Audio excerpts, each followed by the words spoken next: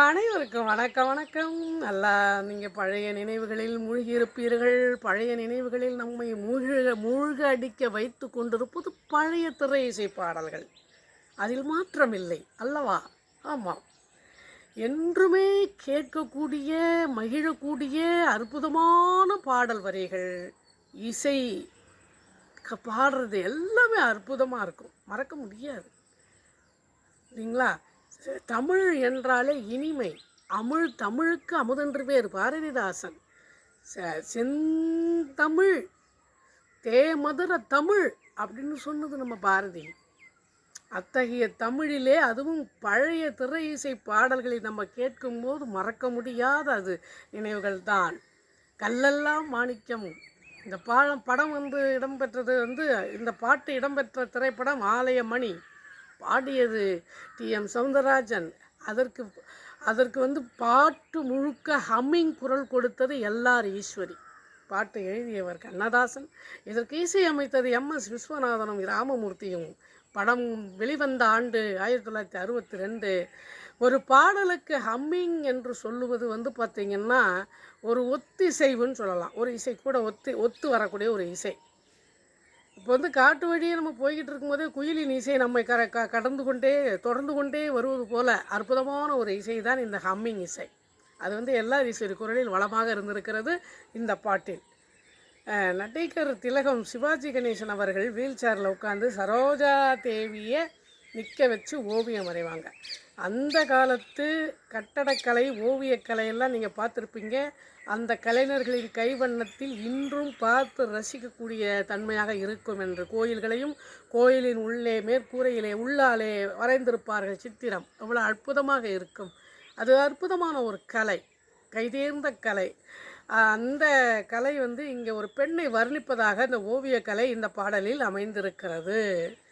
கல்லெல்லாம் மாணிக்க கல்லாகுமா, கலையெல்லாம் கண்கள் சொல்லும் கலையாகுமா, சொல்லெல்லாம் தூய தமிழ் சொல்லாகுமா, சுவையெல்லாம் திதழ் சிந்தும் சுவையாகுமா.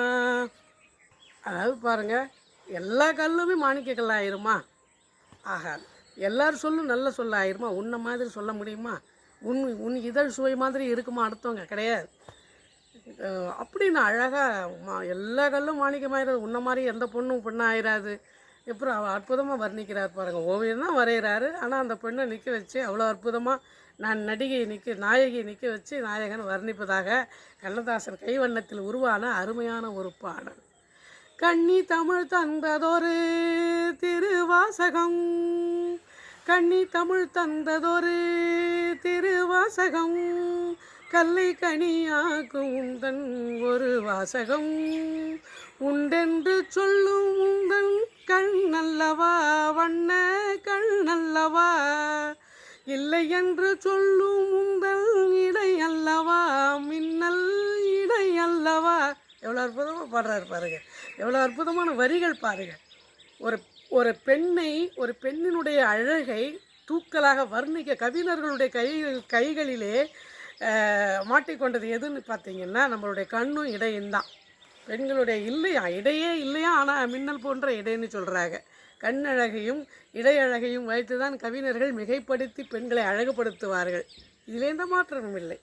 கம்பன் கண்ட சீதை உந்தன் தாய் அல்லவா, கம்பன் கண்ட சீதை உந்தன் தாய் அல்லவா, காளிதாசன் சகுந்தலை உன் சேயல்லவா, அம்பிகாபதி அனைத்த அமராபதி மங்கை அமராபதி, சென்ற பின்பு பாவலர்க்கு நீ ஏகதி என்றும் நீ ஏகதி.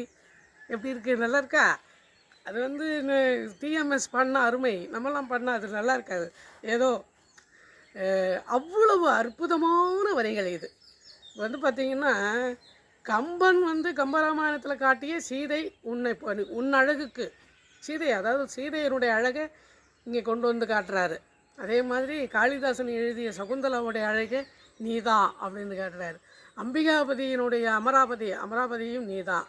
அதாக அந்த காவியத்திலே இடம்பெற்ற அந்த காவியத்திலே இடம்பெற்ற நாயகிகள் அழகெல்லாம் உனக்கு ஈடாகுமா, அவ்வளோ அழகு நீ அப்படி என்று அவர் வர்ணித்து சொல்லியிருக்காரு கண்ணதாசன். அது இலக்கியங்களிலே இருக்கக்கூடிய வரிகளை கொண்டு ஒரு பெண்ணை அற்புதமாக வர்ணிக்கிற அளவுக்கு காட்டியிருக்காங்க இந்த படத்தில்.